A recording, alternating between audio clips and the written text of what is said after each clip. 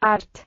247. La jornada de trabajo de los menores de 16 años no puede exceder, en ninguna circunstancia, de 6 horas diarias. Art. 248. Todo menor de 16 años que pretenda realizar labores en empresas de cualquier clase, acreditará su aptitud física para desempeñar el cargo de que se trate con una certificación médica expedida gratuitamente por un facultativo que preste servicios al Estado, al Distrito Nacional o a un municipio. Art. 249. El empleador no puede emplear menores en negocios ambulantes sin autorización previa del Departamento de Trabajo de la autoridad local que ejerza sus funciones. Se consideran negocios ambulantes la venta, oferta de venta, colocación y distribución de artículos, productos, mercancías, circulares, billetes de lotería, periódicos o folletos, así como también limpieza de zapatos o cualquier otro tráfico realizado en lugares públicos o de casa en casa. Art. 250. Los menores de 14 a 16 años pueden ser empleados en conciertos y espectáculos teatrales hasta las 12 de la noche, previa autorización del Departamento de Trabajo del representante local que ejerza sus funciones. Art. 251. Se prohíbe el empleo de menores de 16 años en trabajos peligrosos o insalubres.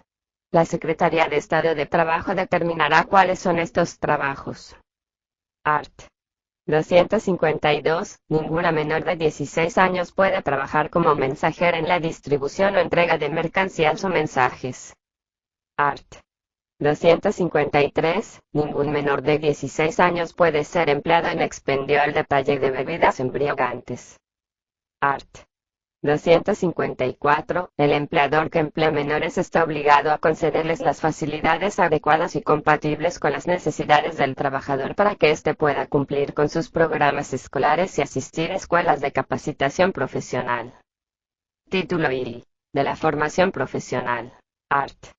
255. El contrato para la formación es aquel por el que el trabajador se obliga simultáneamente a prestar un trabajo y a recibir formación y el empresario a retribuir el trabajo y al mismo tiempo, a proporcionar a aquel una formación que le permita desempeñar un puesto de trabajo. Quedan expresamente excluidas del ámbito de aplicación del presente título las prácticas profesionales realizadas por estudiantes al amparo de la legislación educativa vigente como parte integrante de sus estudios académicos, las cuales no supondrán obligaciones contractuales para el empresario. Art. 256. Todo trabajador tiene derecho a que su empleador le proporcione capacitación en su trabajo que le permitan elevar su nivel de vida y su productividad, conforme a la naturaleza de sus servicios y a los requerimientos de la empresa. La formación profesional será obligatoria y gratuita para el trabajador cuando sea requerida por la empresa para mejorar su desempeño laboral. Los cursos y programas de capacitación de los trabajadores podrán formularse respecto a cada empresa, varias de ellas o respecto a una rama industrial o actividad determinada. Art. 257. El empleador podrá establecer sus propios planes de formación profesional o adherirse a los planes y programas formulados por el Instituto de Formación Técnica Profesional, Infotep. En ningún caso las disposiciones de este título liberan al empleador de sus obligaciones frente al Infotep. El aprendizaje de los jóvenes trabajadores podrá llevarse a cabo por medio de un contrato, cuyos principios, métodos y estipulaciones será reglamentado por el Infotep y sometido a la posterior aprobación de la Secretaría de Estado de Trabajo. En ningún caso, la retribución será menor que el salario mínimo legalmente establecido. Título IV. Del trabajo de los domésticos. Art. 258. Trabajadores domésticos son los que dedican de modo exclusivo y en forma habitual y continua a labores de cocina, aseo, asistencia y demás, propias de un lugar o de otro sitio de residencia o habitación particular, que no importe lucro o negocio para el empleador o sus parientes. No son domésticos los trabajadores al servicio del consorcio de propietarios de un condominio. Art. 259. El contrato de trabajo de los domésticos se rige exclusivamente por las disposiciones de este título. Art. 260. Salvo convenio en contrario, la retribución de los domésticos comprende, además de los pagos en dinero, alojamiento y alimentos de calidad corriente. Los alimentos y habitación que se den al doméstico se estiman como equivalentes al 50% del salario que recibe el numerario. Art.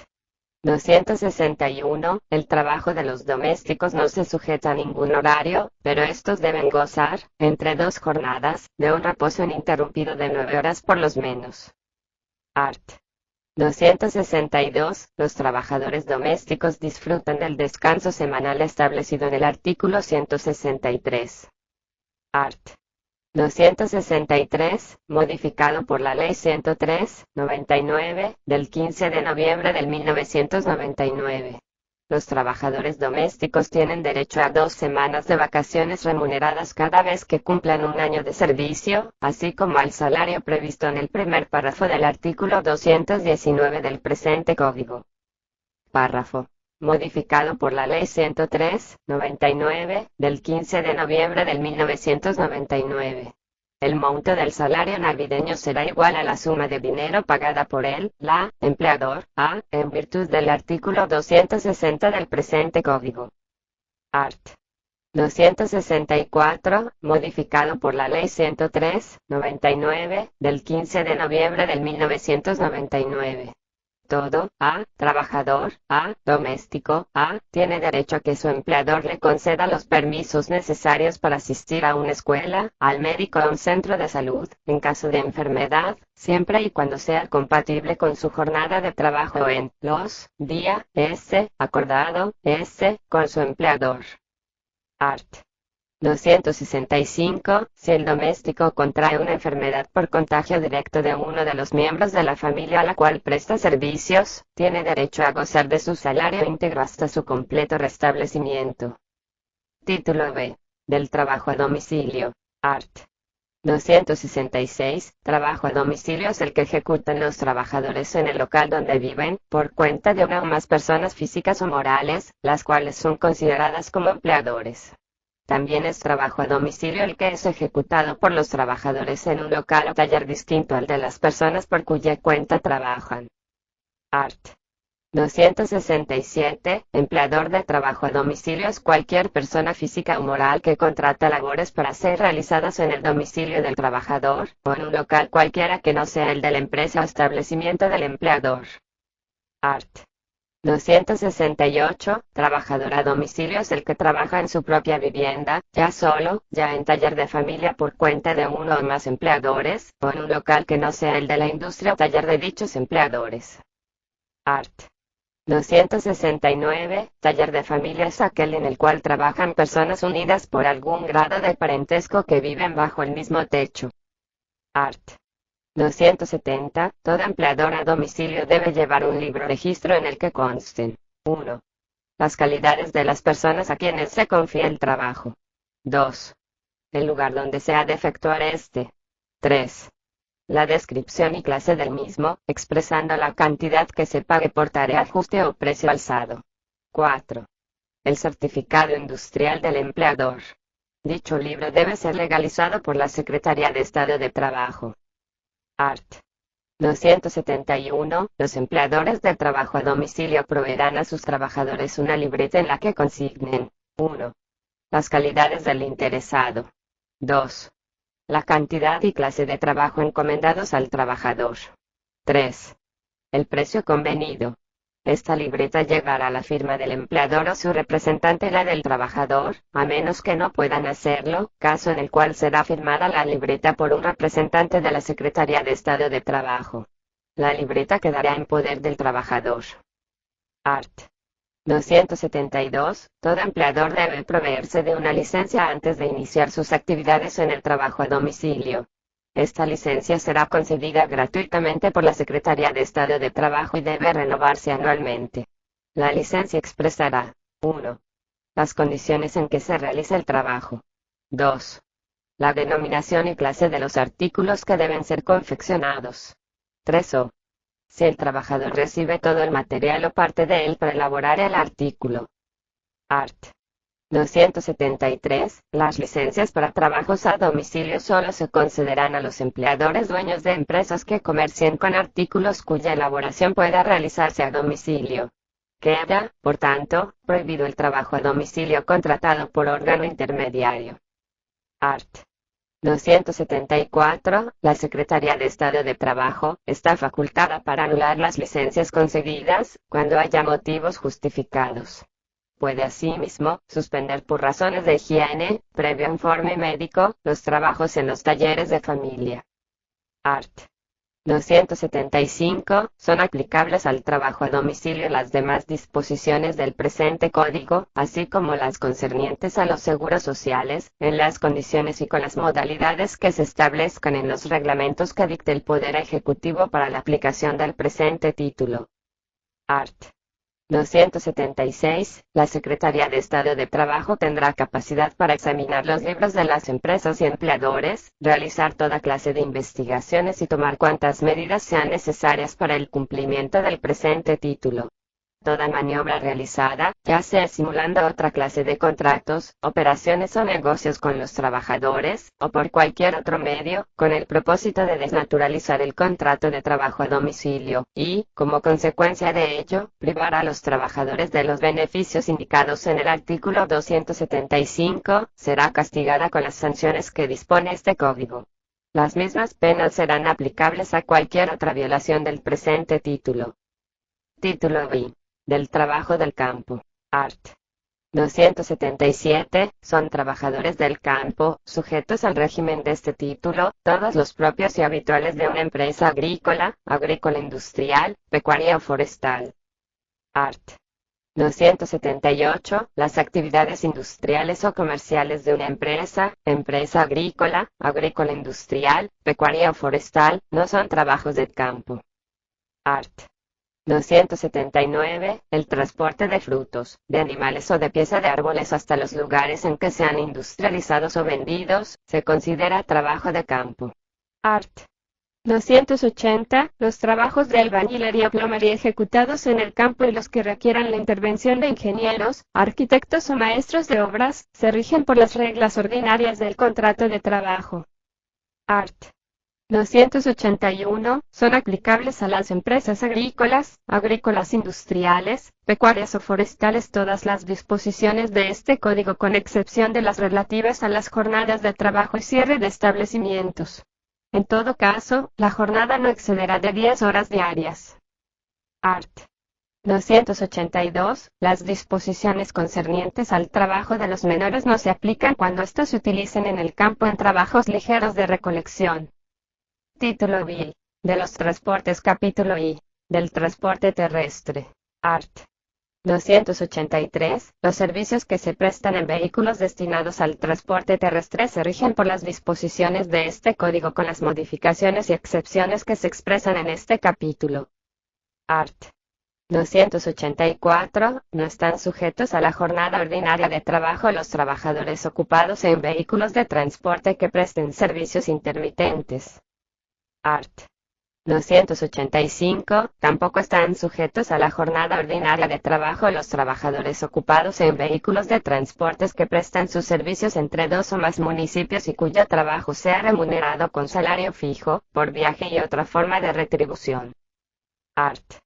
286. El contrato de trabajo de los trabajadores ocupados en vehículos al servicio personal de una sola persona o de sus parientes por orden del mismo, se rige por las disposiciones del título cuarto del libro cuarto de este código. Art. 287. La jornada de los trabajadores en los servicios de ferrocarriles particulares puede principiar en cualquier tiempo del día o de la noche y puede ser de más de 8 horas al día, siempre que la duración del trabajo en cada semana no exceda de 44 horas. Capítulo I. Del transporte marítimo. Sección primera. Disposiciones generales. Art. 288. Las disposiciones del presente capítulo se aplican a los trabajos que se prestan a bordo de las embarcaciones de travesía o de cabotaje matriculadas bajo el pabellón nacional. Art. 289. Trabajo a bordo es el que se ejecute en una embarcación por las personas que integran su dotación. Art. 290. Embarcación es toda nave, cualquiera que sea su naturaleza, que se dedique habitualmente al tráfico marítimo. Art. 291. Tripulante es toda persona empleada a bordo, cualquiera que sea su ocupación, excepción hecha del capitán. Art. 292. Las personas que utilicen para su transporte la embarcación tienen el carácter de pasajeros. Art. 293. Capitán es la persona que ostenta el mando de una embarcación. Tiene, con respecto a los tripulantes, la calidad de representante del empleador. Art. 294. Los derechos y obligaciones de los capitanes, de acuerdo con este código, no afectan el carácter de autoridad que les confieren las diversas disposiciones legales vigentes o que en los sucesivos se expidan. Art. 295. El Poder Ejecutivo determinará por reglamento cuáles otras disposiciones de este código son aplicables a los trabajadores marítimos. Sección segunda. Del contrato de enrolamiento. Art. 296. Por el contrato de enrolamiento se regulan las relaciones a bordo entre los empleadores y la dotación de las embarcaciones. Art. 297. El contrato de enrolamiento puede celebrarse por tiempo determinado, por tiempo indefinido por viaje. Art. 298. En los contratos por tiempo determinado o indefinido las partes deben fijar el lugar donde será restituido el trabajador y, en su defecto, se tendrá por señalado el lugar donde este embarcó. Art.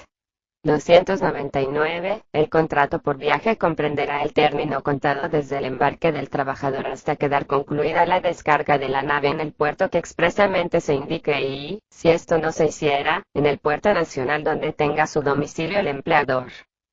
Art. 300. El empleador está obligado a restituir al trabajador al lugar o puerto que para cada modalidad de contrato establecen los artículos 298 y 299 antes de darlo por terminado. No se exceptúa el caso de siniestro, pero sí el de prisión impuesta al trabajador por delito cometido en el extranjero y otros análogos que conllevan imposibilidad absoluta de cumplimiento. Art. 301. En caso de que una embarcación dominicana cambie de nacionalidad, los tripulantes tienen el derecho de dar por concluidos los contratos de enrolamiento en el momento a que se refiere el artículo 300.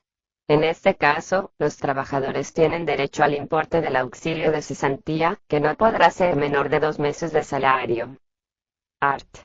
302. Las partes no pueden dar por terminado ningún contrato de enrolamiento, ni aun por justa causa, mientras la embarcación está de viaje. Se entiende que la embarcación está en viaje cuando permanece en el mar en algún puerto nacional o extranjero que no sea de los indicados para la restitución del trabajador. Sin embargo, si estando la embarcación en cualquier puerto, el capitán encontrará sustituto para el trabajador que desea abandonar sus labores, puede éste dar por terminado su contrato ajustándose a las prescripciones legales. Art. 303. Los trabajadores contratados por viaje tienen derecho a un aumento proporcional de sus salarios en caso de prolongación o retardo extraordinarios del viaje, salvo caso fortuito de fuerza mayor. No se hará reducción de salarios si el viaje se acortare, cualquiera que fuera la causa. Art. 304. Por el solo hecho de abandonar voluntariamente su trabajo mientras la nave está en viaje, el trabajador pierde los salarios no percibidos a que tuviere derecho, aparte de las demás responsabilidades legales en que incurriere. Art. 305. Si el trabajador muere en defensa de la nave o si fuera apresado por el mismo motivo, se le considerará presente hasta que concluya el viaje para devengar los salarios a que tendría derecho conforme a su contrato. Su viuda, ascendientes o descendientes que vivan bajo su amparo recibirán, a título de indemnización, el importe de sus derechos y prestaciones laborales. Art. 306. El capitán otorgará el descanso semanal, en el puerto o en el mar, al personal franco, cuando por dicho descanso no se afecte el servicio de la embarcación.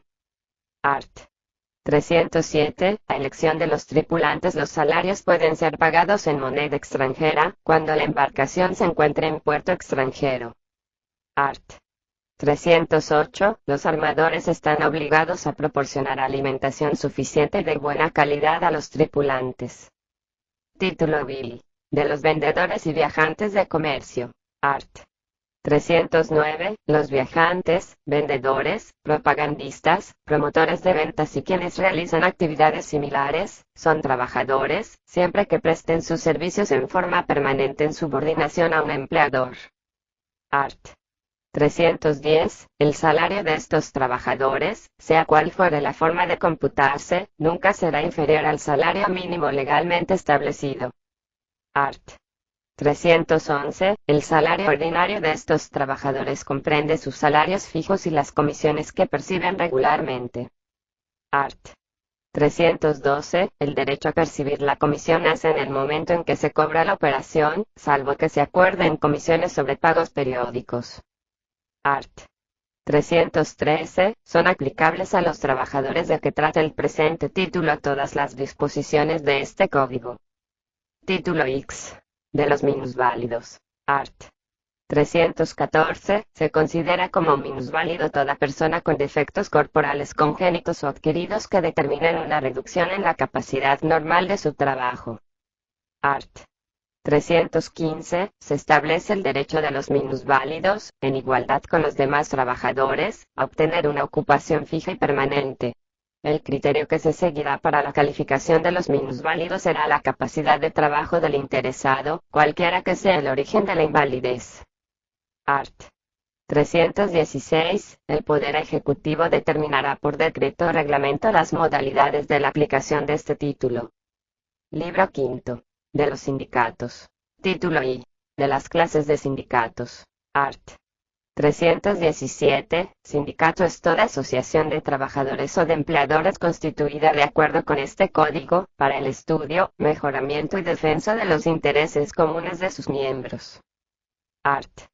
318. Las autoridades públicas deben abstenerse de toda intervención que tienda a limitar o entorpecer el ejercicio de la libertad sindical.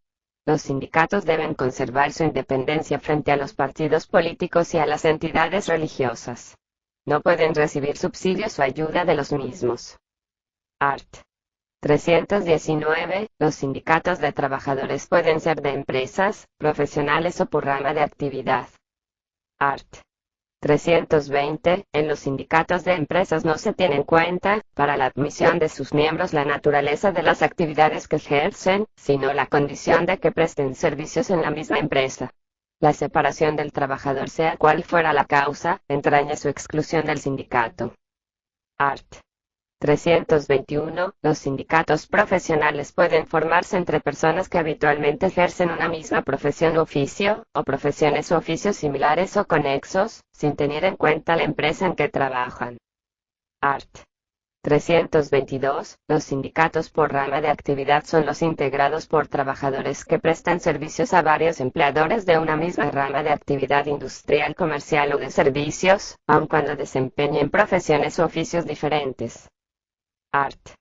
323. Los sindicatos de empleadores pueden formarse entre empleadores que ejercen actividades similares o conejas. Art.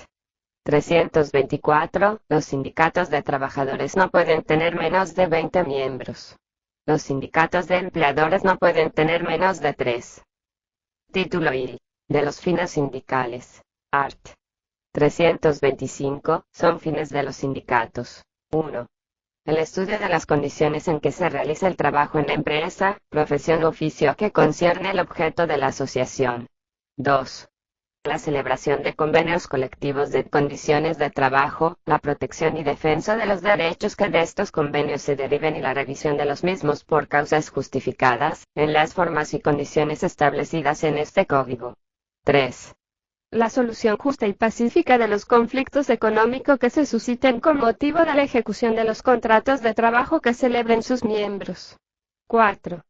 El mejoramiento de las condiciones de trabajo, de la eficiencia en la producción y las condiciones materiales, sociales y morales de sus asociados. 5. El estudio y la preparación de declaraciones y de recomendaciones tendientes a que se hagan reformas legislativas para el logro de dichos fines. Art.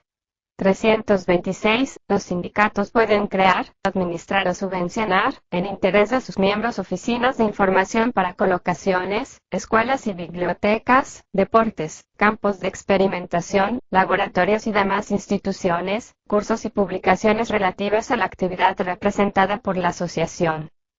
Art. 327. Por una disposición especial de sus estatutos, los sindicatos pueden crear, administrar o subvencionar cajas de socorro mutuo y comprar instrumentos, máquinas, materias primas, semillas, plantas, abonos, animales y demás objetos necesarios para el ejercicio de la profesión u oficio de sus miembros para ser prestados, alquilados, vendidos o repartidos, entre estos últimos, en la forma que los mismos estatutos determinen. Título I. Del Derecho de Asociación Sindical. Art. 328. Los directores, gerentes o administradores de una empresa no pueden ser miembros de un sindicato de trabajadores.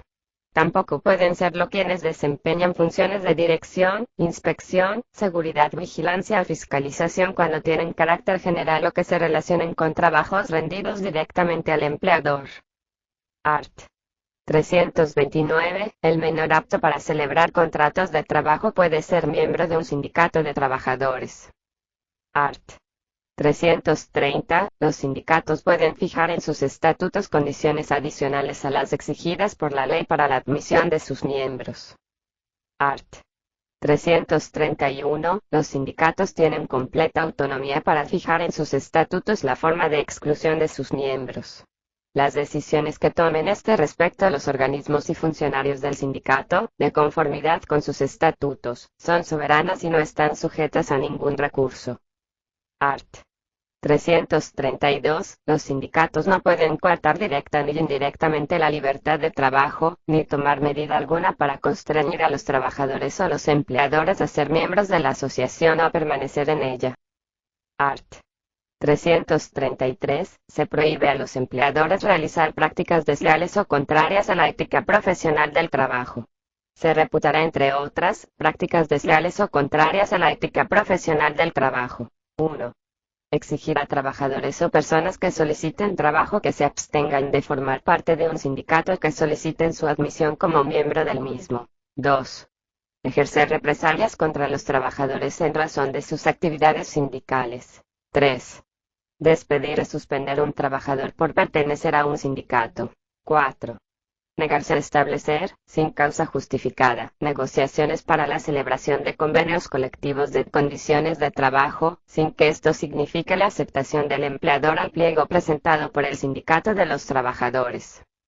El empleador podrá solicitar a la Secretaría de Estado de Trabajo la suspensión de las negociaciones por caso fortuito de fuerza mayor, incosteabilidad u otra causa económica atendible. El Departamento de Trabajo comprobará si existe o no la causa de suspensión alegada, y dictará la resolución correspondiente. Si la causa es de naturaleza económica, se asesorará con el informe de 3 contadores públicos autorizados, uno seleccionado por los trabajadores, otro por la empresa y un tercero, que presidirá, por el Secretario de Estado de Trabajo. Las disposiciones generales sobre suspensión de los efectos del contrato contenidas en el título B, libro primero de este código, se aplican en el presente caso. 5. Intervenir en cualquier forma en la creación o administración de un sindicato de trabajadores o sostenerlo por medios financieros o de cualquier naturaleza. 6. Rehusar a tratar con los legítimos representantes de los trabajadores. 7. Usar la fuerza, violencia, intimidación, amenaza, o cualquier forma de coerción contra los trabajadores o sindicatos de los trabajadores, con el objeto de impedir o obstaculizar el ejercicio de los derechos consagrados por las leyes en favor de los mismos. Art. 334. Todo miembro de un sindicato puede separarse de este en cualquier momento, a pesar de cláusulas contrarias en los estatutos, sin otra obligación que la de pagar las cuotas vencidas. Art. 335. El miembro de un sindicato que renuncia, que es excluido o que de cualquier otra manera deja de pertenecer a la asociación, pierde todos sus derechos sobre los bienes de la misma, pero conserva su condición de miembro de las instituciones de mutualidad, seguro u otras similares que dependen del sindicato que estén administradas o subvencionadas por él. Art. 336. El sindicato solo puede separar de las instituciones a que se refiere el artículo 335 al miembro cesante, mediante indemnización proporcional a las contribuciones pagadas y a los beneficios recibidos, la cual se fijará de acuerdo con los estatutos del sindicato y con los instrumentos constitutivos de dichas instituciones. Título IV. De la capacidad de los sindicatos. Art. 337. Los sindicatos por efecto de su registro en la Secretaría de Estado de Trabajo, adquieren personalidad jurídica. Por consiguiente, tienen derecho a estar en justicia, adquirir sin autorización administrativa a título gratuito o oneroso, bienes muebles o inmuebles, y, en general, hacer todos los actos y negocios jurídicos que tengan por objeto la realización de sus fines. Art. 338. Los sindicatos no pueden adquirir inmuebles que no sean necesarios para la celebración de sus reuniones o para sus escuelas, bibliotecas, campos de experimentación y demás obras concernientes a su objeto. Art. 339. Las adquisiciones hechas en contravención de la disposición del artículo 338 serán anuladas a petición de cualquier interesado. Art. 340. Se prohíbe a los sindicatos ejercer el comercio, así como realizar actividades contrarias a la Constitución de la República. Sin embargo, los sindicatos podrán constituir asociaciones cooperativas entre sus miembros, de acuerdo con la legislación que rige la materia. Título B. Del patrimonio del sindicato y su administración. Art. 341. El patrimonio de un sindicato se forma. 1. Con las cuotas de sus miembros y otras contribuciones obligatorias, cuyo motivo y exigibilidad deben fijarse en los estatutos. 2. Con las contribuciones voluntarias de sus miembros o de terceros. 3. Con los demás bienes que adquiera a título gratuito o oneroso. Art. 342. Los fondos del sindicato deben ser depositados, a medida que se perciben en una institución bancaria, en cuenta abierta a nombre de la asociación. Art. 343. Solo es permitido mantener en la caja del sindicato la suma que indiquen los estatutos para gastos menudos. Art. 344. Si en el lugar del domicilio social no hay ninguna institución bancaria, el depósito de los fondos se hará en la forma que determine el Consejo Directivo del sindicato, con la autorización del Departamento de Trabajo. Art. 345. Las órdenes de pago a cargo de los fondos del sindicato deben tener las firmas de los dos funcionarios del sindicato que para tal fin señalen los estatutos. Art. 346. Los estados relativos al movimiento de fondos del sindicato se fijarán en lugar visible, en el asiento social. Art. 347. Se enviarán copias de los estados a que se refiere el artículo 346, el mismo día en que se fijen, al Departamento de Trabajo. Título B. Del funcionamiento de los sindicatos. Art. 348. Las actividades del sindicato son ejercidas por la Asamblea General de sus miembros, por un consejo directivo y por los funcionarios y comisiones permanentes o temporales que el sindicato considere útiles para la mejor realización de sus fines. Art. 349. La Asamblea General se constituye y puede deliberar válidamente con la asistencia de más de la mitad de los miembros del sindicato. Art. 350. Los estatutos pueden disponer, teniendo en cuenta el crecido número de los miembros del sindicato y la dificultad para su reunión en un mismo lugar, que la Asamblea General se forme con los delegados. Art. 351. Todos los miembros del sindicato, sin distinción de edad, sexo o nacionalidad, tienen derecho igual de asistir a las sesiones de la Asamblea General, expresar en ellas sus opiniones y votar por las resoluciones que se someten regularmente. En caso de delegación, todos los miembros del sindicato tienen derecho a participar en la elección de los delegados. Art. 352. El derecho de asistir a las asambleas generales y de elegir delegados a las mismas solo puede ejercerse personalmente por los miembros del sindicato. Art. 353. En las asambleas generales cada miembro o cada delegado tiene derecho a un voto. Art. 354. Los delegados a las asambleas generales deben ser miembros del sindicato. Art. 355. La elección de los delegados a las asambleas generales debe hacerse por grupos compuestos de igual número de un número proporcional de miembros del sindicato. Cada grupo tiene derecho a elegir un delegado o los delegados que correspondan en esa proporción. Art. 356. En la elección de delegados cada miembro tiene derecho a un voto. Art. 357. Las votaciones de la Asamblea General y las que tengan por objeto la elección de delegados para la misma, son secretas. Art.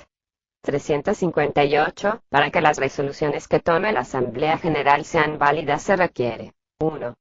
Que la Asamblea General haya sido convocada en la forma y con la anticipación prevista en los estatutos. 2. Que la Asamblea General esté regularmente constituida. 3. Que la resolución se refiera a una cuestión señalada en la convocatoria y que cuente con el voto favorable de más de la mitad de los miembros o delegados presentes, a menos que la ley o los estatutos exijan otra mayoría. 4.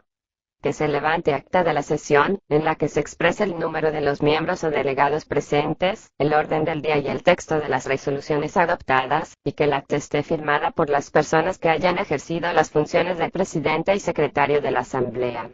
5. Que se anexe al acta de la Asamblea una nómina de los miembros o delegados presentes, con la certificación jurada de los funcionarios que firman el acta. Art.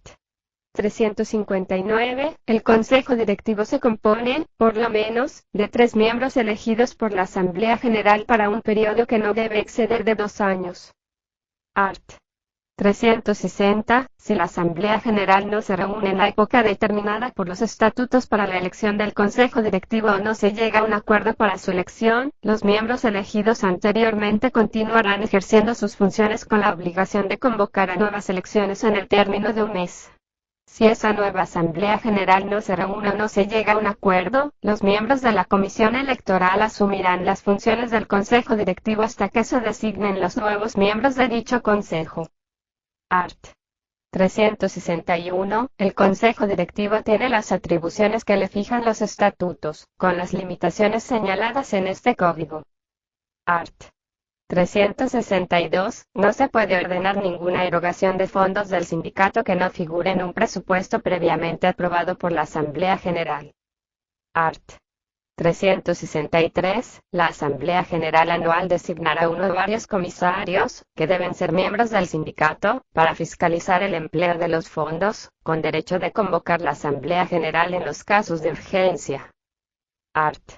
364. Los comisarios tienen derecho de tomar comunicación de los libros y de examinar las operaciones realizadas por el Consejo Directivo, cada vez que lo juzguen conveniente al interés del sindicato. Art. 365. El Consejo Directivo debe formar cada 3 meses un estado sumario de la situación activa y pasiva del sindicato, y todos los años, en la fecha fijada por los estatutos, un inventario de sus bienes. De todos estos documentos dará copia a los comisarios. Art. 366. Los comisarios deben presentar un informe sobre las cuentas que el Consejo manda anualmente a la Asamblea General. La deliberación que contenga aprobación de las cuentas será nula si no es precedida del informe de los comisarios. Art. 367. El Consejo Directivo, salvo disposición contraria de los estatutos, tiene la representación legal del sindicato y puede delegarla en cualquiera de sus miembros. Art. 368. Los miembros del Consejo Directivo son responsables de su gestión de acuerdo con las reglas del mandato. En los casos de resolución conjunta, no son responsables los que hayan salvado su voto, siempre que lo hagan constar en acta. Art. 369. Las comisiones que se juzguen necesarias para la administración o dirección de los servicios del sindicato, pueden ser creadas en los estatutos o por disposición de la Asamblea. Art. 370. Las correcciones disciplinarias que puede imponer el sindicato a sus miembros son la amonestación, la suspensión y la expulsión, sin perjuicio de la responsabilidad civil o penal en que puedan incurrir. Art. 371. El sindicato está obligado a llevar los siguientes libros, que deberán ser foliados y rubricados en la primera y última páginas por el juez de paz del municipio del domicilio social. 1. Un libro en que se anoten los nombres o apellidos, profesión, domicilio y cédula personal de identidad de cada uno de sus miembros. 2. Un libro inventario de los bienes muebles e inmuebles del sindicato. 3. Un libro diario en que figuren los ingresos y egresos del sindicato con indicación exacta de su procedencia e inversión, y cualquier otros libros de contabilidad llevados con el mismo objeto. 4. Los libros de actas de la Asamblea General, del Consejo Directivo y de los demás organismos que dependen del sindicato. Art. 372. La duración del sindicato es siempre por tiempo indefinido. Título B. De la Constitución del Sindicato. Art. 373. El acta de la Asamblea General Constitutiva debe contener, además de las enunciaciones propias de las actas ordinarias, la aprobación de los estatutos y la designación de los miembros del primer Consejo Directivo y de los primeros comisarios. Art. 374. La solicitud de registros del sindicato debe dirigirse a la Secretaría de Estado de Trabajo, con 2 originales o copias auténticas. 1. De los estatutos. 2. Del acta de la Asamblea General Constitutiva, donde se establece que los participantes han decidido democráticamente constituir el sindicato, aprobar sus estatutos y elegir libremente sus representantes. 3. De la nómina de los miembros fundadores. 4. De la convocatoria de los trabajadores de la empresa a la Asamblea Constitutiva. Todos estos documentos deben estar firmados o certificados, por lo menos, por 20 miembros, si el sindicato es de trabajadores, y por 3, si es de empleadores. Art. 375. La Secretaría de Estado de Trabajo, dentro de los 10 días subsiguientes a la fecha de la presentación de los documentos exigidos por el artículo 374, puede devolver estos a los interesados, señalándoles las faltas de que adolezcan, para la debida corrección. Art. 376. El registro del sindicato será negado. 1. Si los estatutos no contienen las disposiciones esenciales para el funcionamiento regular de la asociación, o si alguna de sus disposiciones es contraria a la ley. 2. Cuando no se cumpla cualquiera de los requisitos exigidos por este código por los estatutos para la constitución del sindicato. Si el secretario de Estado de Trabajo no resuelve dentro del término de 30 días, los interesados lo pondrán en mora para que dicte la resolución y, si no lo hace dentro de los 3 días siguientes, se tendrá por registrado el sindicato con todos los efectos de la ley.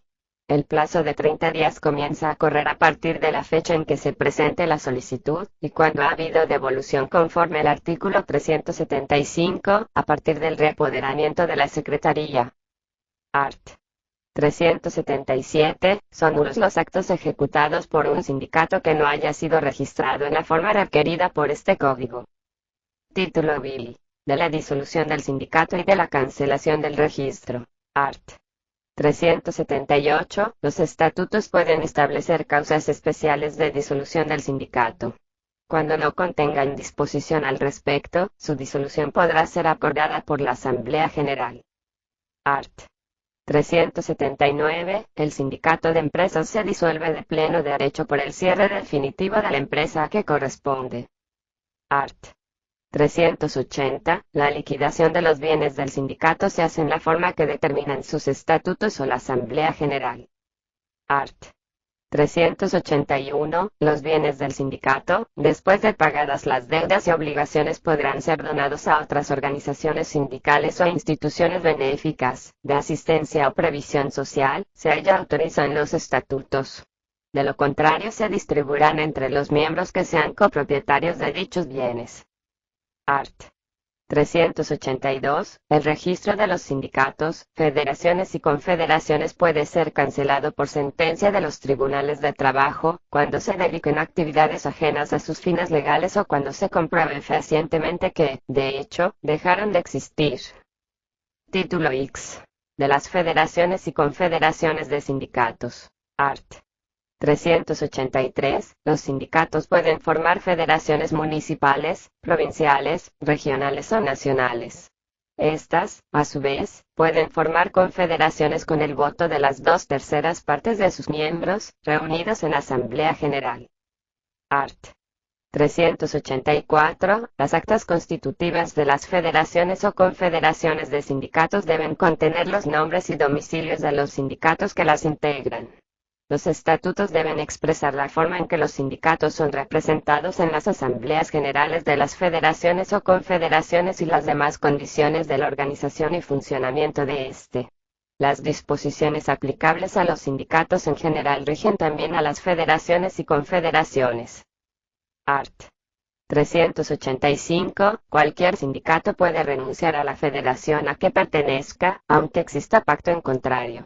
Igual facultad tienen las federaciones respecto de las confederaciones. Art. 386. Las federaciones y confederaciones de sindicatos están sujetas a la formalidad de registros que en este código se establece para los sindicatos. Art. 387. Los fondos de las federaciones y confederaciones están limitados a las contribuciones obligatorias que fijen sus estatutos y a los demás bienes que adquieran a título gratuito o oneroso. Art. 388. Para la formación de una federación es necesario la participación de un mínimo de 4 sindicatos. Para la formación de una confederación es necesaria la participación de un mínimo de 2 federaciones. Título X. Del Fuero Sindical. Art. 389. La estabilidad consagrada en este título se otorga para garantizar la defensa del interés colectivo y la autonomía en el ejercicio de las funciones sindicales. Art. 390. Gozan del fuero sindical. 1. Los trabajadores miembros de un sindicato en formación, hasta un número de 20. 2. Los trabajadores miembros del consejo directivo de un sindicato, hasta un número de 5, si la empresa emplea no más de 200 trabajadores, hasta un número de 8, si la empresa emplea más de 200 trabajadores, pero menos de 400, y hasta un número de 10, si la empresa emplea más de 400 trabajadores. 3. Los representantes de los trabajadores en la negociación de un convenio colectivo, hasta un número de 3. 4. Los suplentes, en las circunstancias previstas en este título. En caso de que en una empresa funcionen más de un sindicato o intervenga en sindicatos profesionales o de rama, el fuero sindical se distribuye de forma proporcional entre los diferentes sindicatos de acuerdo a la cantidad de afiliados cotizantes de cada uno. Art. 391. El despido de todo trabajador protegido por el fuero sindical debe ser sometido previamente a la Corte de Trabajo, a fin de que, en un término no mayor de 5 días determine si la causa invocada obedece o no a una falta, sugestión, función o actividad sindical. Cuando el empleador no observe esta formalidad, el despido es nulo y no pondrá término al contrato. Art. 392. No producirá efecto jurídico alguno el desahucio de los trabajadores protegidos por el fuero sindical. Art. 393. La duración del fuero sindical está sujeto a las siguientes reglas. 1. Para los miembros de un sindicato en formación, hasta 3 meses después de su registro. 2. Para los miembros del consejo directivo y para los representantes de los trabajadores en la negociación de un convenio colectivo, hasta 8 meses después de haber cesado en sus funciones. 3. Cuando el trabajador titular es reemplazado por otro en el ejercicio de sus funciones sindicales, pierde la protección del fuero sindical. 4. El sindicato o sus promotores deben comunicar por escrito al empleador, al Departamento de Trabajo o a la autoridad local que ejerza sus funciones el propósito de constituir un nuevo sindicato así como la designación o elección efectuada. La duración del fuero sindical comienza con dicha notificación. Art. 394. El fuero sindical cesa para el trabajador que lo disfruta, si ejecuta, dirige o participa en las acciones siguientes. 1. Por la comisión de actos de coacción o de violencia física o moral sobre las personas o de fuerza física sobre las cosas, o cualquier otro acto que tenga por objeto promover el desorden o quitar a la huelga su carácter pacífico. 2. Por coartar, directa o indirectamente, la libertad de trabajo, tomar medidas o realizar actos que impidan a los trabajadores concurrir a su trabajo o cumplir con sus obligaciones laborales. 3. Por atentar contra los bienes situados en la empresa. 4. Por incitar o participar en actos que produzcan destrucción de materiales, instrumentos o productos de trabajo o mercaderías o disminuyan su valor o causen su deterioro. 5. Por incitar, dirigir o participar en la reducción intencional del rendimiento en la interrupción o entorpecimiento ilegal de actividades totales o parciales, en la empresa de trabajo. 6. Por la retención indebida de personas o bienes o el uso indebido de estos en movilizaciones o piquetes. 7. Por la incitación a destruir, inutilizar o interrumpir instalaciones públicas o privadas o participar en hechos que la dañen. 8. Por la comisión de un crimen o delito sancionado por la ley, o un acto contra la seguridad del Estado violatorio de la Constitución. Libro sexto. De los conflictos económicos, de las huelgas y de los paros. Título I. De los conflictos económicos. Art. 395. Conflicto económico es el que se suscita entre uno o más sindicatos de trabajadores y uno o más empleadores o uno o más sindicatos de empleadores, con el objeto de que se establezcan nuevas condiciones de trabajo o se modifiquen las vigentes. Art. 396. Para ser parte de un conflicto económico se requieren las mismas condiciones que para celebrar un convenio colectivo de condiciones de trabajo. Art. 397. Los conflictos económicos se resuelven por avenimiento directo, o bien por conciliación administrativa o el arbitraje, según los procedimientos prescritos en el título 10 del libro 7 de este código. Art. 398. Sin perjuicio de lo dispuesto en el artículo 124, en las empresas en donde exista un convenio colectivo vigente, no se puede plantear un conflicto económico cuando éste tenga por objeto modificar, durante la vigencia del convenio colectivo lo que en el mismo se hubiere pactado, salvo convención contraria. Art. 399. Todo avenimiento, conciliación o laudo relativo a condiciones de trabajo debe indicar cuando principia y cuando termina su ejecución. El término que se fije no puede ser menor de 1 año ni mayor de 3. Art. 400. Después del vencimiento del término fijado para la duración de un avenimiento, conciliación o laudo, cualquiera de las partes puede denunciarlo, mediante declaración en el Departamento de Trabajo o en la oficina del representante local. La oficina que reciba la declaración la notificará a la otra parte en las 48 horas subsiguientes. La denuncia producirá sus efectos 2 meses después de su notificación. Título I. De las huelgas. Art. 401. Huelga es la suspensión voluntaria del trabajo concertada y realizada colectivamente por los trabajadores en defensa de sus intereses comunes. Art. 402. La huelga debe limitarse al solo hecho de la suspensión del trabajo. Los actos de coacción o violencia física o moral sobre las personas o de fuerza física sobre las cosas, o cualquier otro acto que tenga por objeto promover el desorden o quitar a la huelga su carácter pacífico, son sancionados con las penas señaladas en este código o en otras leyes, para lo cual el empleador puede gestionar la puesta en movimiento de la acción pública contra las personas responsables. Art. 403. No se permiten las huelgas ni los paros en los servicios esenciales, cuya interrupción fuese susceptible de poner en peligro la vida, la salud o la seguridad de las personas en toda parte de la población. Sin embargo, tanto los trabajadores como los empleadores de esta clase de servicios tienen derecho a proceder con arreglo a lo previsto en el artículo 680 de este código. Cuando el conflicto se limite al salario mínimo, el asunto debe someterse al Comité Nacional de Salarios. Art. 404. Son servicios esenciales para los fines de aplicación del artículo precedente, los de comunicaciones, los de abastecimiento de agua, los de suministro de gas o electricidad para el alumbrado y usos domésticos, los farmacéuticos, de hospitales y cualesquiera otros de naturaleza análoga. Art.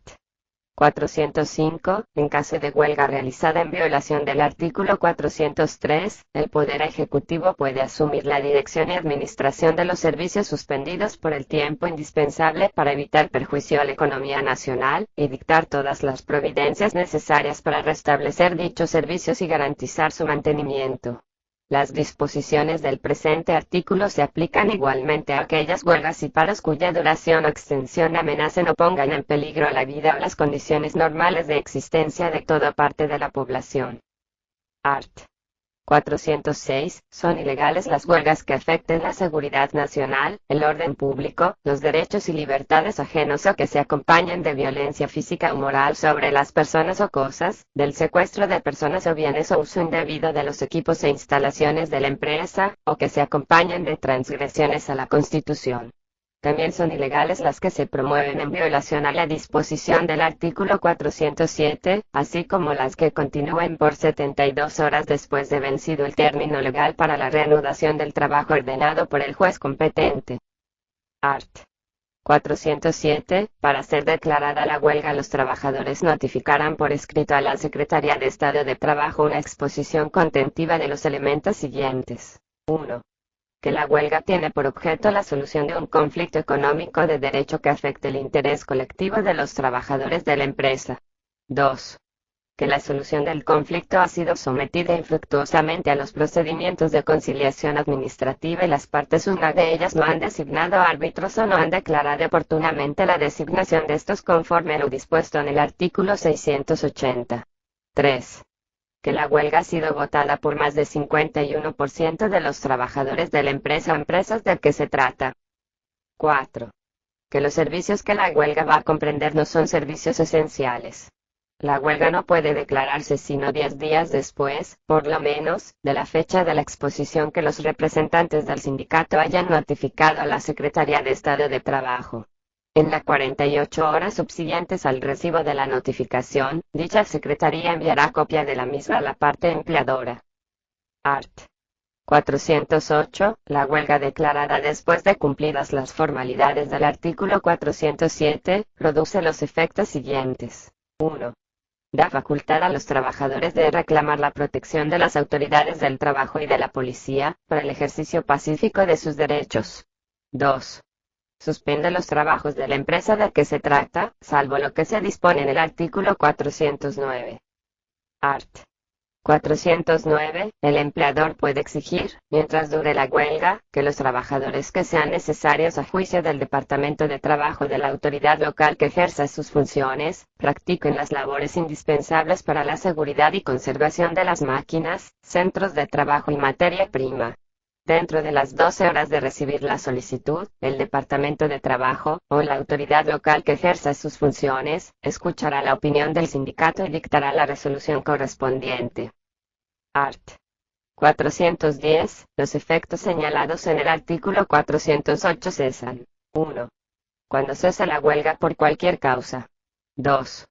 Cuando se inicia el procedimiento de arbitraje. El procedimiento de arbitraje se reputa iniciado desde la fecha de la notificación del auto mencionado en el artículo 684. Art. 411. La huelga legal no pone fin al contrato de trabajo. Solo suspende la ejecución de este, conforme a lo prescrito en el artículo 408. Después de terminada la huelga, la reanudación de los trabajos se sujetará a lo prescrito en el artículo 59. Art. 412. La huelga ilegal termina, sin responsabilidad para el empleador, los contratos celebrados con los trabajadores que han participado en ella. Si la huelga ha sido declarada ilegal por razones de procedimiento, se mantienen vigentes los contratos de trabajo si los trabajadores en huelga se reintegran voluntariamente a sus labores dentro de las 24 horas de haberse dictado la sentencia de calificación, y no se hayan producido hechos contra la propiedad de las personas. En caso de que intervengan nuevos contratos de trabajo con los mismos trabajadores o con una parte de estos, las condiciones de trabajo serán las que regían antes de iniciarse la huelga, a menos que el empleador acepte u ofrezca otras mejores para los trabajadores. Título I. De los paros. Art. 413. Paro es la suspensión voluntaria del trabajo por uno o más empleadores en defensa de sus intereses. Art. 414. Antes de realizar el paro, el empleador deberá justificar al Departamento de Trabajo. 1. Que el paro tiene por objeto exclusivo la solución de un conflicto económico. 2. Que la solución de ese conflicto económico ha sido sometida infructuosamente a los procedimientos de conciliación administrativa y de arbitraje. 3. Que los servicios que el paro va a suspender no son de naturaleza de los indicados en el artículo 404. El paro no puede realizarse sino 15 días después, por lo menos, de la fecha de la exposición del empleador al Departamento de Trabajo relativa a las justificaciones que anteceden. Art. 415. Las disposiciones de los artículos 402, 403, 404, 405, 406, 407, 408, 409 y 410 son aplicables a los paros. Art. 416. El paro legal no pone fin al contrato de trabajo. Solo suspende la ejecución de este. Después de terminado el paro, la reanudación de los trabajos se sujetará a lo prescrito en el artículo 59. Art. 417. El paro ilegal produce los siguientes efectos. 1. Obliga al empleador a pagar a los trabajadores los salarios que estos habrían percibido durante la suspensión indebida de los trabajos. 2. faculta a los trabajadores para dar por terminados sus contratos con la responsabilidad que a cargo del empleador establece este código en los casos de despido injustificado. Libro séptimo. De la aplicación de la ley. Título I. De las autoridades de trabajo. Capítulo I. Disposiciones generales. Art. 418. La aplicación de las disposiciones de las leyes y reglamentos de trabajo está encomendada. 1. A la Secretaría de Estado de Trabajo y sus dependencias. 2. A los tribunales. Art. 419. En todos los casos de conflictos de trabajo, sea cual sea su naturaleza, los empleadores y trabajadores, o las asociaciones que los representen pueden acordar su sumisión al juicio de árbitros libremente escogidos por ellos. El laudo que estos dicten no producirá efecto jurídico válido, cuando desconozca disposiciones de la ley cuyo carácter sea de orden público. Capítulo I. De las autoridades administrativas de trabajo. Sección primera. De la Secretaría de Estado de Trabajo. Art. 420. La Secretaría de Estado de Trabajo, como órgano representativo del Poder Ejecutivo en materia de trabajo, es la más alta autoridad administrativa en todo lo atinente a las relaciones entre empleadores y trabajadores, y al mantenimiento de la normalidad en las actividades de la producción en la República. 122 Código de Trabajo de la República Dominicana. Para el mejor cumplimiento de sus funciones, la Secretaría de Estado de Trabajo tendrá un departamento de trabajo y ofrecerá, entre otros, los servicios de empleo, estadísticas de trabajo, mediación y arbitraje, higiene y seguridad industrial. Art. 421. El Secretario de Estado de Trabajo usará de las prerrogativas de su autoridad, dictando las providencias que considere procedentes para la mejor aplicación de las leyes y reglamentos, y manteniendo la vigilancia necesaria para que los empleados de su dependencia cumplan las obligaciones que les corresponden. Sección segunda. Del Departamento de Trabajo. Art. 422. Además del director del Departamento de Trabajo y de los empleados que exijan las atenciones del servicio, forman parte de este y están por tanto, bajo la vigilancia del primero. 1. Los representantes locales de trabajo. 2. Los inspectores auxiliares. El director general de trabajo, los subdirectores generales, los supervisores, los representantes locales y los inspectores auxiliares deben ser abogados. No pueden ser destituidos sino por falta grave e inexcusable. El director general del Comité Nacional de Salarios y los directores generales de los departamentos o servicios de empleo y estadísticas deben ser doctores o licenciados en Derecho en cualquier rama de las ciencias sociales. El director general de Higiene y Seguridad Industrial debe ser preferentemente doctor o licenciado en Medicina o en Trabajo Social. Art. 423. Corresponde al Departamento de Trabajo despachar de acuerdo con las leyes y reglamentos, bajo la vigilancia de la Secretaría de Estado de Trabajo, todo lo relativo. 1. A la jornada de trabajo. 2. A los descansos legales. 3. A las vacaciones de los trabajadores. 4. Al cierre de las empresas. 5. A la protección de la maternidad de las trabajadoras. 6. A la protección de los menores en materia de trabajo. 7. A los salarios de los trabajadores. 8. A la nacionalización del trabajo. 9. A las asociaciones de empleadores y de trabajadores. 10. A los contratos de trabajo. 11. A los demás asuntos relacionados con el trabajo como factor de la producción. Art. 424. El Departamento de Trabajo investigará las denuncias de irregularidades en la ejecución de los contratos, convenios, leyes y reglamentos de trabajo que les sean sometidas por los empleadores y por los trabajadores perjudicados. La investigación se hará dentro de los 3 días de la presentación de la denuncia. Art. 425. El Departamento de Trabajo mantendrá un servicio gratuito de consultas sobre interpretación de las leyes y reglamentos de trabajo, en beneficio de empleadores y trabajadores. En todos los casos consultados, el Departamento emitirá opinión sin perjuicio de la facultad de interpretación que corresponde a los tribunales. Art. 426. Las disposiciones del artículo 425 no autorizan a ninguna persona que ocupe un cargo en el Departamento de Trabajo a evacuar consultas sobre cuestiones que sean objeto de un litigio, ni a proponer o insinuar conciliación entre las partes, aconsejar demandas, denuncias o cualesquiera otras diligencias de carácter procesal. Art. 427. El Poder Ejecutivo puede organizar, por decreto, el servicio de asistencia judicial, bajo la dependencia del Departamento de Trabajo, en beneficio de empleadores o trabajadores cuya situación económica no les permite ejercer sus derechos como demandantes o como demandados. Art.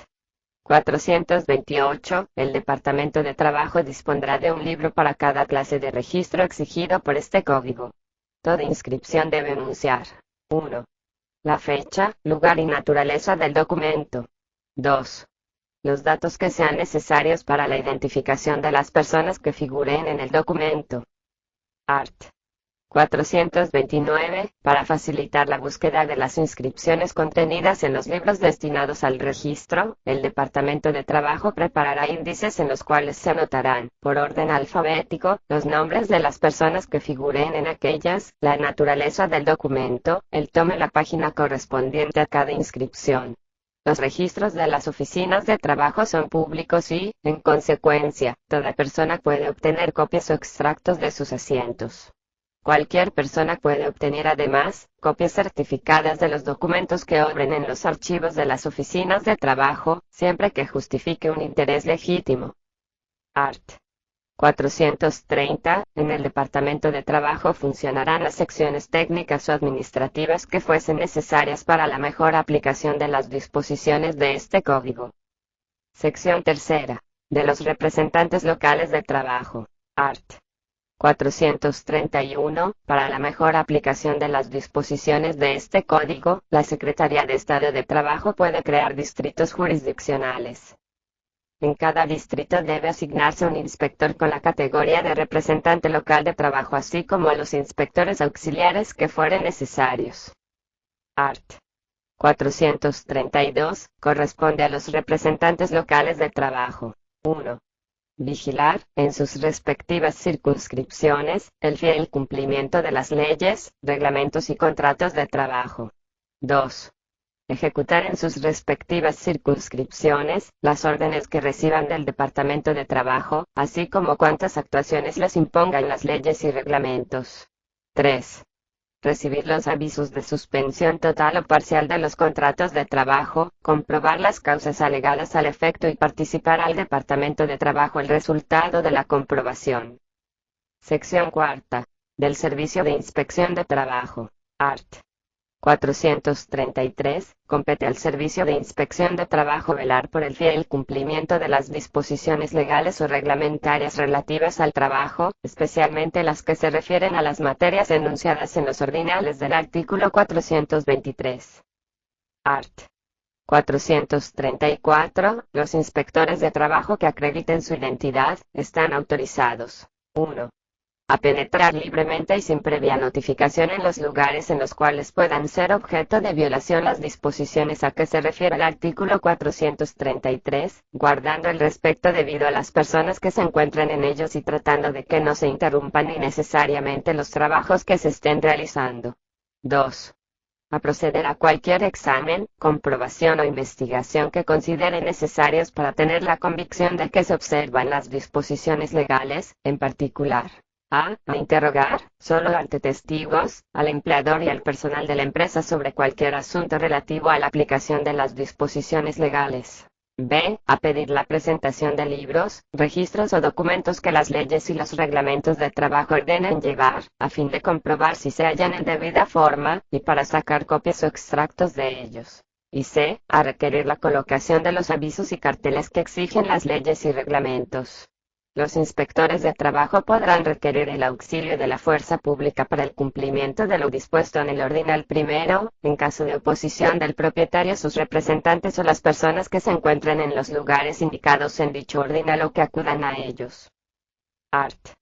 435. Compete a los inspectores de trabajo comprobar la existencia o no existencia de las causas de suspensión de los contratos de trabajo, en los 3 días de haber recibido el aviso correspondiente del representante local o del Departamento de Trabajo, si la suspensión ocurre en el Distrito Nacional.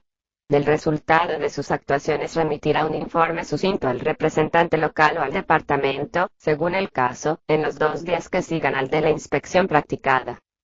Art. 436. Cuando un inspector de trabajo advierte en alguna visita irregularidades no sancionadas por las leyes y reglamentos, o hechos, circunstancias o condiciones que puedan ser causa de perjuicio para las personas o los interesados del empleador o de los trabajadores, lo comunicará al primero a su representante y le dará, si procede, los consejos técnicos que considera apropiados.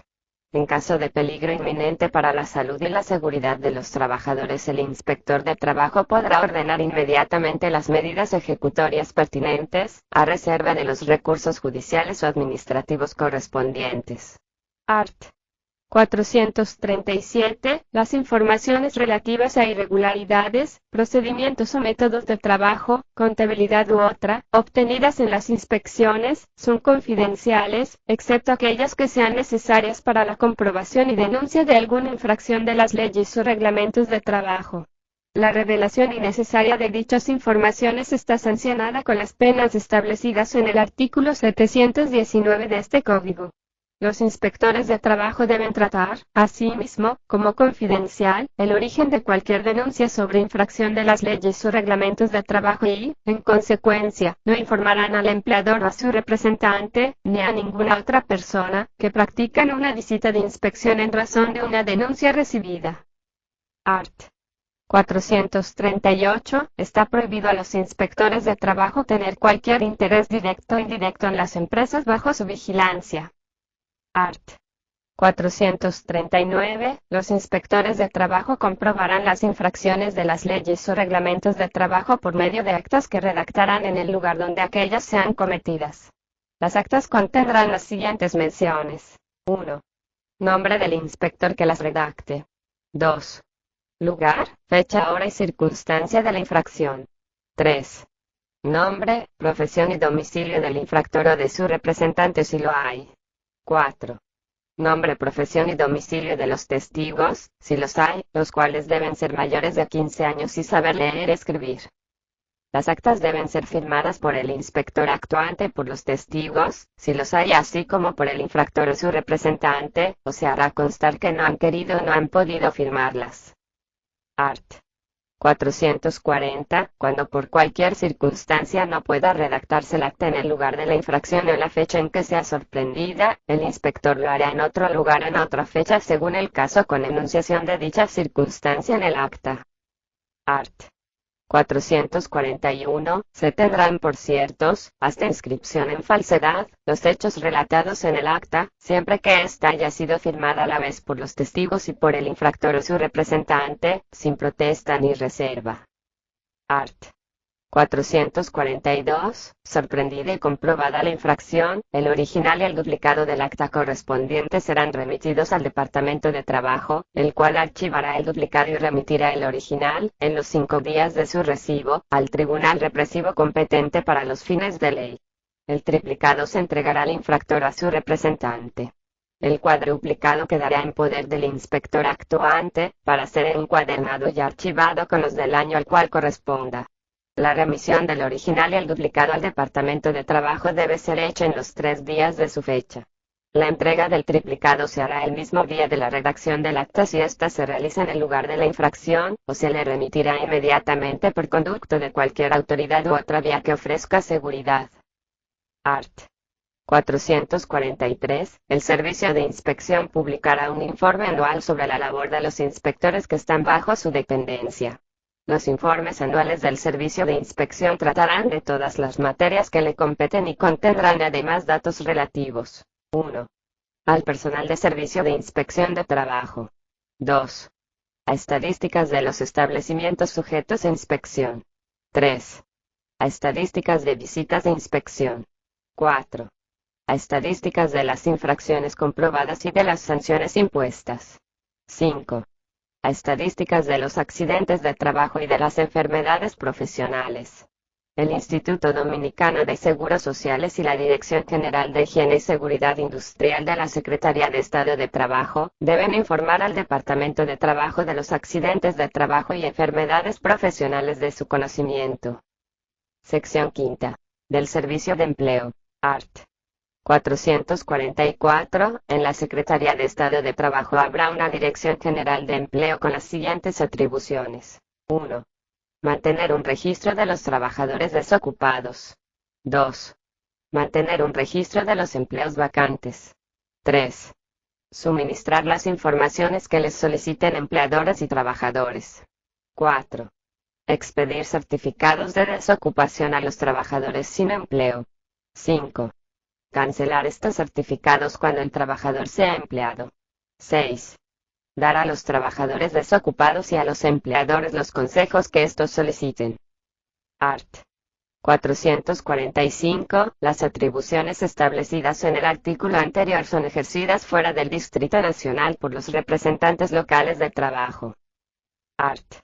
446. Las personas desocupadas pueden solicitar y obtener de la Dirección General de Empleo de los representantes locales de trabajo su inscripción en el registro de trabajadores desocupados, tan pronto como se encuentren sin empleo. La inscripción debe contener 1. Número de orden y fecha. 2. Nombre, nacionalidad, estado, edad y residencia actual del desocupado. 3. Mención de la cédula de identidad de este. 4. Profesión, arte y oficio del mismo y especialización si la tiene. 5. Número de hijos del trabajador. 6. Indicación de si sabe o no leer y escribir. 7. Nombre del último empleador a quien sirvió y clase de trabajo realizado. 8. Monto del último salario percibido. 9. Título, licencia o diploma que posea. 10. Sindicato a que pertenece, si es miembro de alguno. La Dirección General de Empleo, los representantes locales de trabajo, según el caso, deben expedir al trabajador desocupado, inmediatamente después de su inscripción, un certificado de desocupación, en el cual figuren los mismos datos indicados en este artículo. Art. 447. Los empleadores que necesiten trabajadores para sus empresas, pueden informar de esta circunstancia a la Dirección General de Empleo a los representantes locales de trabajo, debiendo indicar al mismo tiempo todas las características del trabajo de que se trate, los días y horas de este y el salario correspondiente. Si en el momento de la información existen en el registro de desocupados inscripciones de trabajadores con actitud para el trabajo de que se trate, la Dirección General de Empleo, los representantes locales deben llamar inmediatamente a dichos trabajadores y ponerlos en comunicación con los empleadores. Si no hay inscripciones o el número de estas es insuficiente, se sentarán los empleos vacantes en un registro especial, en el cual deben figurar las menciones indicadas en la primera parte de este artículo. Art. 448. Los registros de desocupados y de empleos vacantes son públicos. Art. 449. Tan pronto como un trabajador desocupado obtenga trabajo debe devolver su certificado de desocupación a la oficina expedidora para su cancelación y archivo. Si posteriormente queda sin empleo, debe solicitar y obtener un nuevo certificado. Art. 450. La Dirección General de Empleo podrá solicitar de las instituciones públicas y privadas, sindicatos de empleadores y de trabajadores u otros organismos, todos los datos e informaciones que considere necesarios para el desarrollo de sus actividades. Art. 451. La Dirección General de Empleo colaborará con los organismos destinados a la rehabilitación profesional de minusválidos, a fin de proporcionarles empleos adecuados. Sección sexta. Del Comité Nacional de Salarios. Art. 452. En la Secretaría de Estado de Trabajo funcionará un Comité Nacional de Salarios, integrado de la manera siguiente. 1. Por un director general y 2 vocales, nombrados por el Poder Ejecutivo. 2. Por los vocales especiales que, en representación de empleadores y trabajadores, sean designados de acuerdo con el párrafo primero del artículo 457.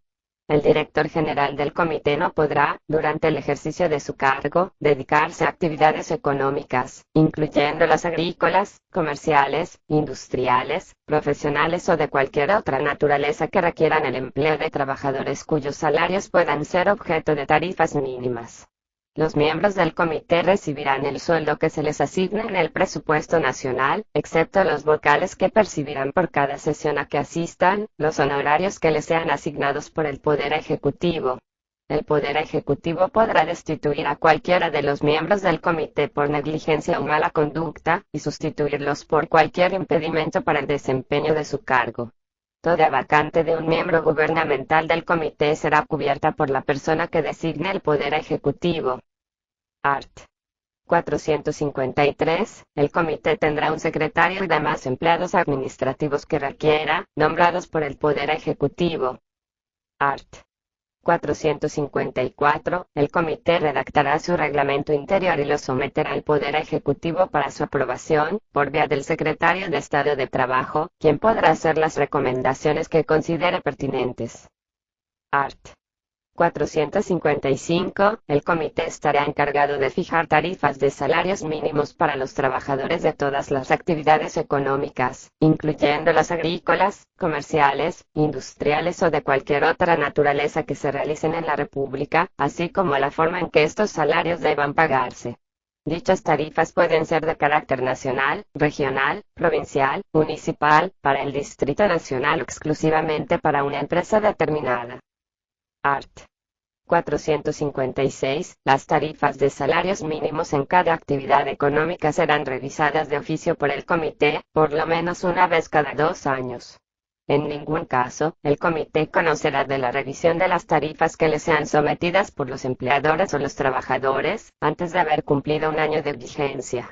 Sin embargo, si después de estar vigente una resolución, alguna de las partes demuestra con documentos que su aplicación le es perjudicial y que dicho perjuicio afecta a la economía nacional, el comité puede, previa justificación, proceder a revisar la misma antes del plazo ya indicado, pudiendo modificarla en lo que respecta a las partes interesadas. Art. 457. Cuando el comité determine fijar o revisar la tarifa de salario mínimo de una cualquier actividad económica, el presidente de ese organismo procederá a solicitar de los empleadores y trabajadores de esa actividad, así como de sus respectivas organizaciones, si las hubiere, mediante constancia de recibo expedido por estos, que les sometan sus respectivos candidatos para los cargos de vocales especiales del Comité Nacional de Salarios, que conocerá de la fijación o revisión de la tarifa que es aplicable a dicha actividad económica.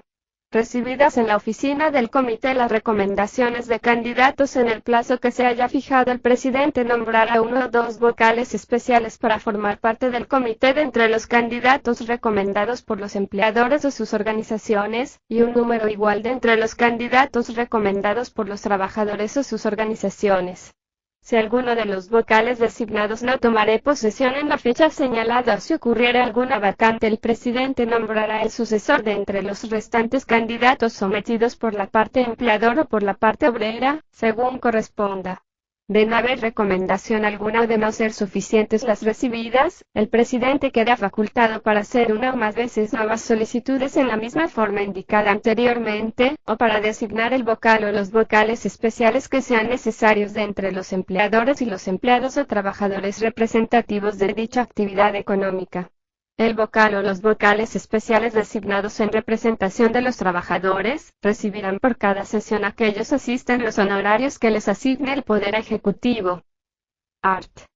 458. Los vocales especiales en representación de los trabajadores y de los empleadores cesarán en sus funciones al empezar a regir la tarifa de salarios mínimos aplicable a la actividad económica de que se trate, previa celebración de audiencias o consultas adecuadas a copia de datos, estadísticas o informaciones que puedan ayudarle, y tomando en cuenta: a. La naturaleza del trabajo. b. Las condiciones, el tiempo y lugar en que se realicen. C. Los riesgos del trabajo. D. El precio corriente actual de los artículos producidos. E. La situación económica de la empresa en esa actividad económica. F. Los cambios en el costo de la vida del trabajador, así como sus necesidades normales en el orden material, moral y cultural. G. Las condiciones de cada región o lugar, y H. Cualesquiera otras circunstancias que puedan facilitar la fijación de dichos salarios. Art. 459, con el propósito de preparar la tarifa de salario mínimo para cada actividad económica, el comité podrá establecer clasificaciones por ocupación o grupos de ocupaciones.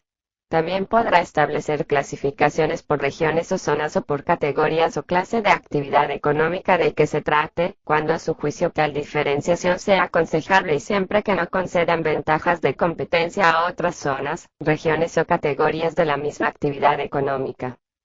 Art. 460. Para el cumplimiento de sus funciones, el Comité Nacional de Salarios debe reunirse cuantas veces sea necesario. Sus atribuciones son las siguientes. 1.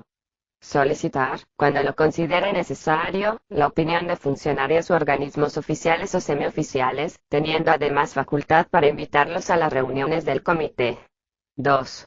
Convocar a las sesiones públicas en que se discuten tarifas de salarios para que asistan con voz, pero sin voto, a representantes de los empleadores y trabajadores de la actividad económica bajo consideración, así como de sus respectivas organizaciones si las hubiere. 3. Ordenar el traslado a cualquier lugar de la República, cuando fuere necesario, o enviar 3 o más de sus miembros para el acopio, en audiencia pública, de datos o informaciones indispensables, a condición de que siempre entre los miembros enviados haya, por lo menos, un representante de los empleadores, uno de los trabajadores y uno del interés público, respectivamente. 4. Obtener de las oficinas públicas los datos e informaciones que sean necesarios para su labor. 5. Realizar, mediante el personal técnico que se le asigne, investigaciones en los archivos, libros de comercio y otros documentos en cualquier oficina particular, incluyendo nóminas, constancias de salarios y horas de labor, listas de pago, estados de activo y pasivo, estados de ganancias y pérdidas y libros de contabilidad. Estos datos e informaciones no podrán ser usados ni revelados para fines extraños a las labores del comité.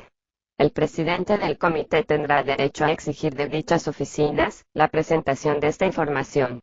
6. Fijar las tarifas de salario mínimo, mediante la redacción de resoluciones. 7. Enviar al secretario de Estado de Trabajo, para su aprobación, las resoluciones relativas a tarifas. 8. Notificar dichas resoluciones a empleadores y trabajadores mediante entrega de una copia a los representantes respectivos, así como al público en general mediante su publicación en un periódico de circulación nacional en la República. 9. Conocer nuevamente de las tarifas que le sean devueltas por el secretario de Trabajo. Art. 461. Tanto los trabajadores como los empleadores o cualquier otra parte interesada, podrán dirigirse por escrito al secretario de Estado de Trabajo haciéndole objeciones debidamente razonables a las tarifas de salarios mínimos recomendadas por el comité, dentro de los 15 días a contar de la fecha en que éstas hayan sido recibidas o publicadas en un periódico de circulación nacional, a pena de caducidad. Art. 462. El secretario de Estado de Trabajo debe examinar toda resolución que le remite el comité y aprobarla, o devolverla al mismo para que conozca nuevamente de ella, después de haber considerado las objeciones que le hayan sido sometidas dentro del término legal. Art. 463. En caso de devolución de la tarifa al comité, la nueva resolución de este no tiene que ser notificada a las partes ni puede ser objetada, pero debe ser refrenada por el secretario de Estado de Trabajo. Art. 464. Las resoluciones que fijan tarifas de salarios mínimos, después de ser aprobadas definitivamente, se publicarán en un periódico de circulación nacional y en la Gaceta Oficial. Salvo disposición en contrario contenidas en dichas resoluciones, las mismas serán obligatorias 15 días después de una de dichas publicaciones. Estas resoluciones deberán ser fijadas de manera permanente en lugar visible del sitio donde se realicen los trabajos sujetos a su aplicación. Sección séptima. De la garantía de los créditos laborales. Art. 465. Se crea una garantía que abonará a los trabajadores el importe de los salarios correspondientes a 4 meses como máximo, que estén pendientes de pago en los casos de insolvencia del empleador. Igualmente abonará todas las indemnizaciones reconocidas judicialmente o por laudo arbitral en favor de los trabajadores por causa de terminación del contrato de trabajo, con un límite máximo de 1 año de salario. Art. 466. La garantía será una fianza que contratará el empleador con una compañía de seguros y cuyos datos éste comunicará a la Secretaría de Estado de Trabajo en el informe de entrada de cada trabajador y que deberá constar en el cartel de horario.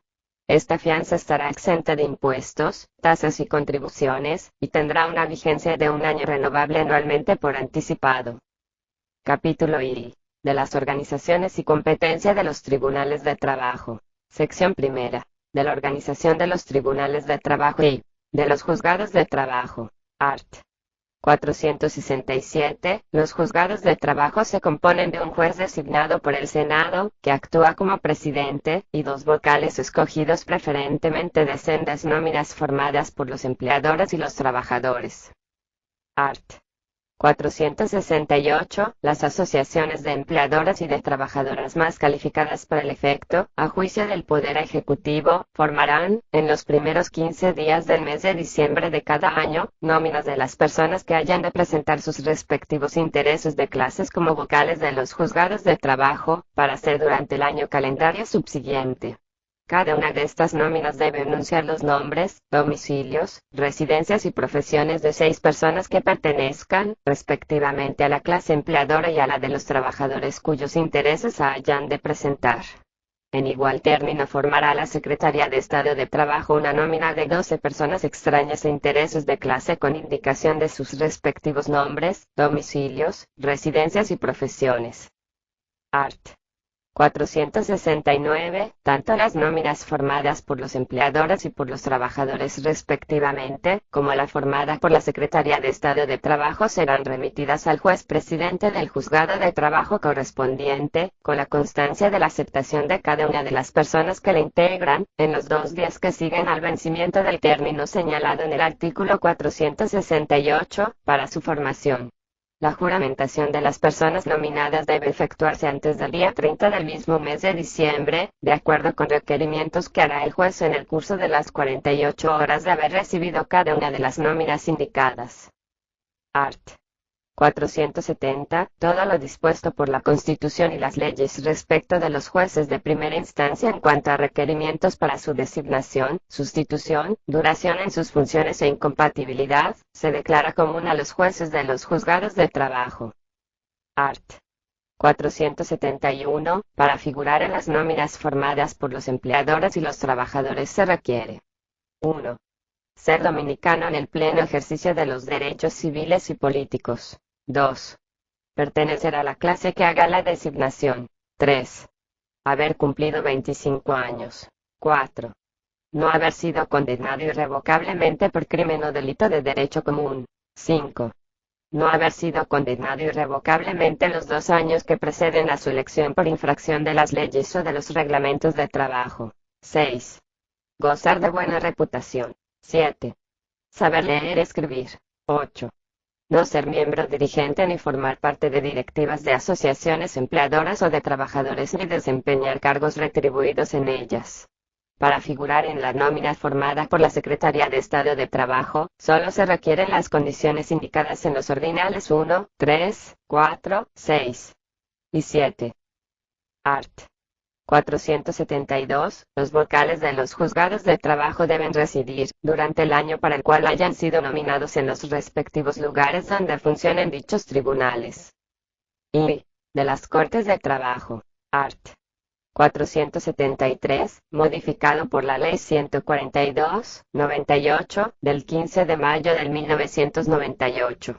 Las Cortes de Trabajo se compondrán de 5 jueces designados por la Suprema Corte de Justicia, quien nombrará a su presidente y un primer y un segundo sustitutos del presidente. Además, 2 vocales, tomados preferentemente de las nóminas formadas por los trabajadores y empleadores o de la formada en cada caso por la Secretaría de Estado de Trabajo.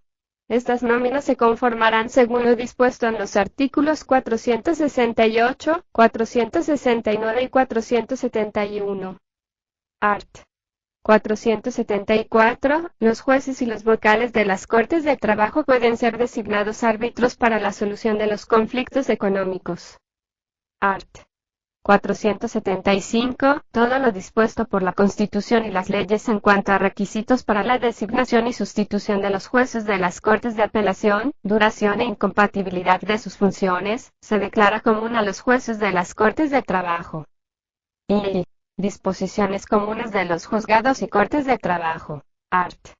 476. Los jueces de los juzgados y de las cortes de trabajo, como funcionarios del orden judicial, tienen igual categoría y los mismos deberes y prerrogativas que los jueces de primera instancia y los de las cortes de apelación respectivamente.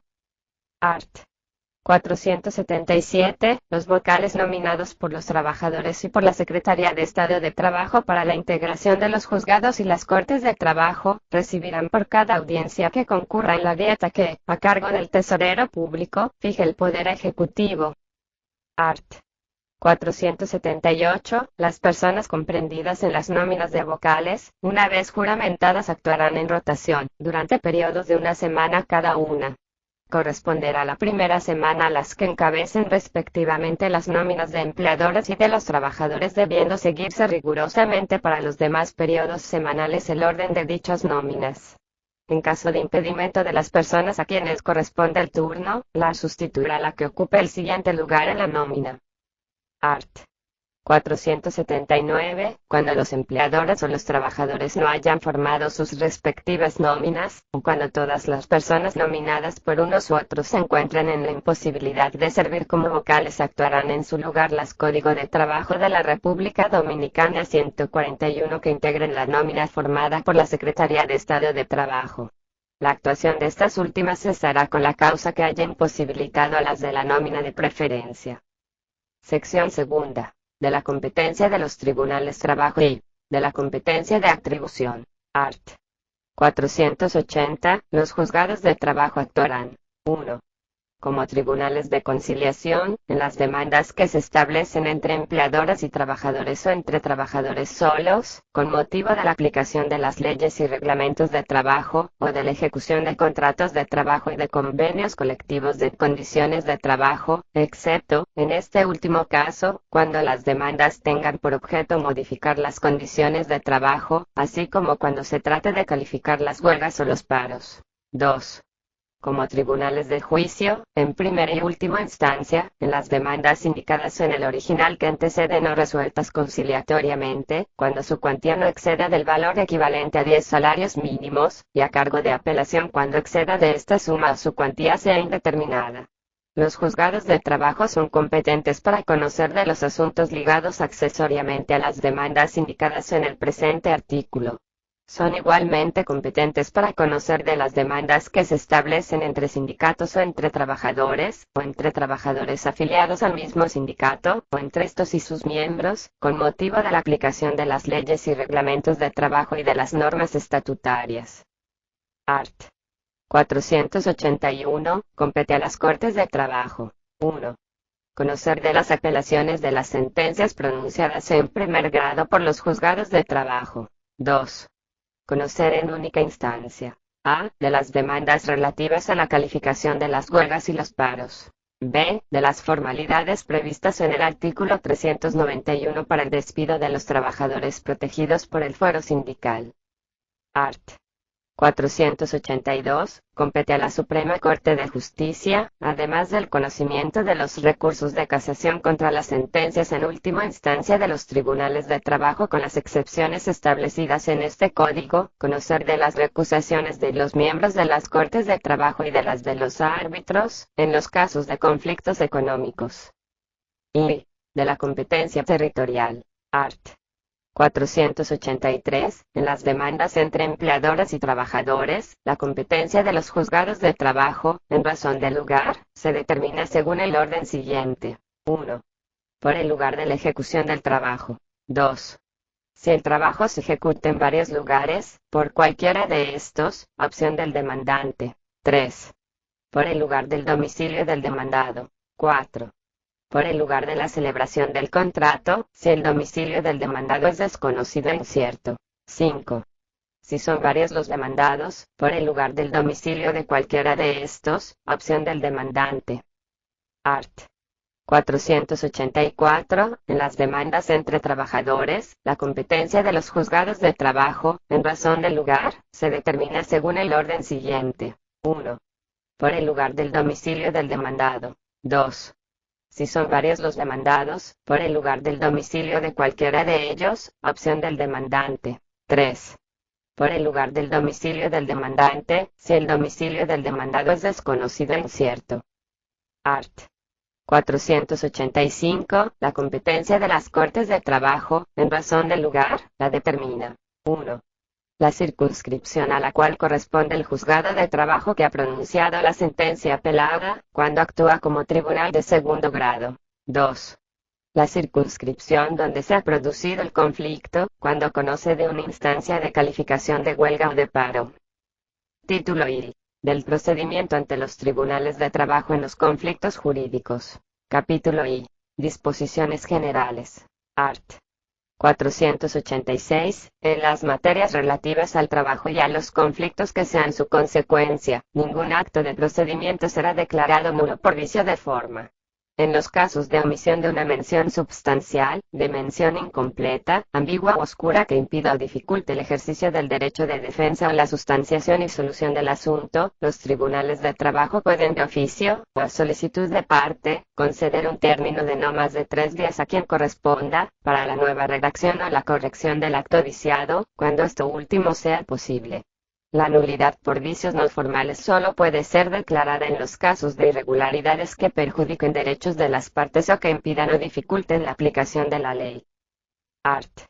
487. Ninguna demanda relativa a conflictos de trabajo puede ser objeto de discusión y juicio sin previo intento de conciliación, salvo en materia de calificación de huelgas o paros y de ejecución de sentencias. En las materias sumarias el intento de conciliación y la discusión se realizan en la primera audiencia.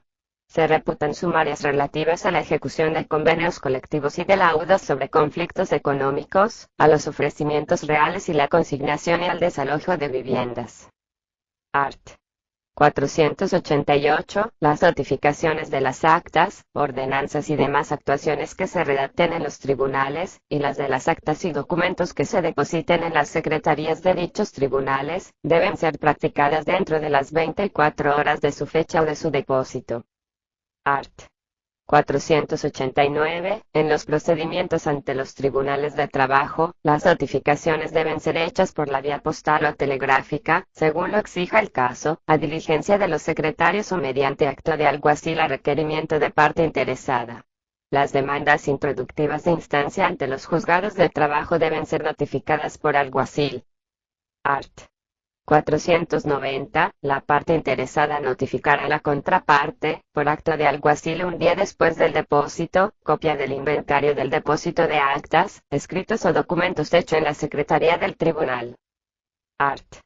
491. En las contestaciones que se inicien o que cursen en los tribunales de trabajo, las partes que depositen escritos o documentos están obligadas a acompañarlos de un número de copias igual, por lo menos, al de las personas que figuren como partes contrarias. Art. 492. En los escritos en que figuren como parte una asociación de empleadores o de trabajadores, se indicará el número y la fecha del registro de la asociación.